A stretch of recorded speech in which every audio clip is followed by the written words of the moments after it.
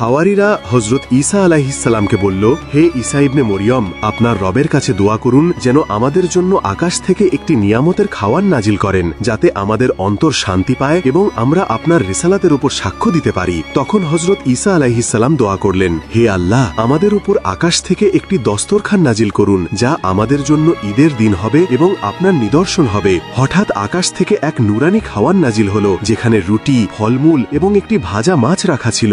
সবাই বিস্ময়ে তাকিয়ে রইল। কিছু লোক বলল, আমরা তখনই ঈমান আনব যখন আপনি এই মাছটিকে জীবিত করে দেখাবেন। হজরত ঈসা আলাইহিসসালাম আল্লাহর হুকুমে দোয়া করলেন, আর সেই মাছ জীবিত হয়ে লাফ দিল।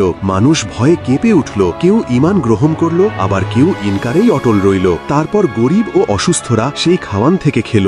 অন্ধরা দৃষ্টি ফিরে পেল, কুষ্ঠরোগীরা সুস্থ হল এবং গরিবরা সচ্ছল হয়ে গেল। এই খাওয়ান বহুদিন আসতে থাকলো, কিন্তু যারা খায়নি পরে তারা আফসোস করতে লাগলো, আমরা জান্নাতের নিয়ামত থেকে বঞ্চিত হয়ে গেলাম। অবশেষে সেই দস্তরখান আবার আকাশের দিকে ফিরে গেল।